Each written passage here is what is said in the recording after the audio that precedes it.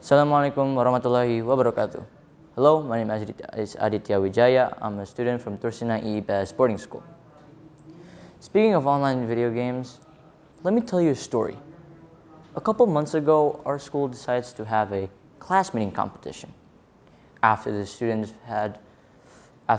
faced a 2 weeks final examination.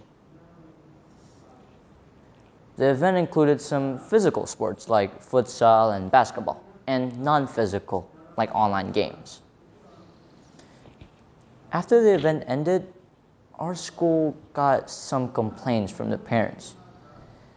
The online games referred to doesn't have any connection with the school curriculum, such as Free Fire, PUBG, and Mobile Legends. The parents' worries are understandable. Maybe some of them are aware of the bad effects of playing video games continuously. Here's some of those.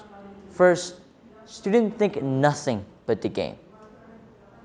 World Health Organization said that games addicts tends to put gaming ahead of any other important priorities or any work in general. And in line with WHO, a health expert from Indonesian University said that gaming addiction is in the long term will have a negative impact on human resources. And that's bad. Why? Because game addicts are bad at planning or do not know the order of a job because they prioritize gaming. Their head is just full of gaming. They think nothing but just the game. And one research in 2018 found that 14% of middle school students experience internet addiction. That's in the capital alone. And it's almost the same as South Korea, having 12% gaming addiction. Playing too much gives you bad academic achievements.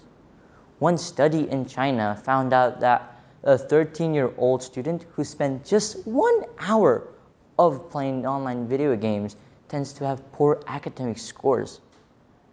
What surprised me is that the population of the study is around 10,000 students. That's a lot. But that's only if you're heavily addicted to online games. What I'm referring to is that people who plays a game for 4 hours per day in a year without a stop.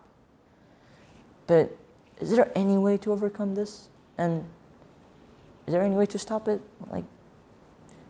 But have you ever heard of time management? Maybe some of you guys. It's quite, maybe some of you guys heard it and, time management, it's simple. Do this, do that. Yeah, it's simple. But it's actually pretty good for you guys that are very heavily addicted. What you do is take your phone, put out some notes, or set a timer for yourself, set a schedule. Like maybe, it's 12 o'clock, maybe I'll get a lunch, or maybe I can play video games or 1 or 2 hours. And then when it's time for you to sleep, make sure you're in control. Think about what you can do tomorrow. Think about, maybe first one, maybe I can, in the morning, I'll make breakfast, pray subuh, and then I take a shower. And it's okay to do like a half-day list. You can do that. And it's like a stepping stone. Once you do a full list, you can do a full all-out list. Like, you get used to it anyways, yeah. And that's how you overcome internet addiction. And then when it's time for you to play, make sure to choose by the IGRS. What's IGRS? It's Indonesian Game Rating System. Experts from all over Indonesia came together and make a game that is suitable for their own age. For example, would you expect for your 6-year-old child to play a gun game-based game, like someone killing another person and then winning the game? Maybe the kid thinks like, I killed someone and I won.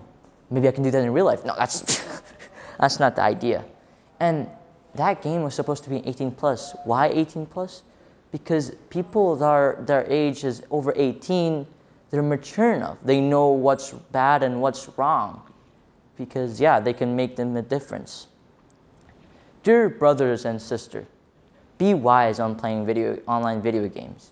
And remember, all the negatives that I mentioned are only people that are only heavily addicted to video games. And yeah, that's it for me. Wassalamualaikum warahmatullahi wabarakatuh.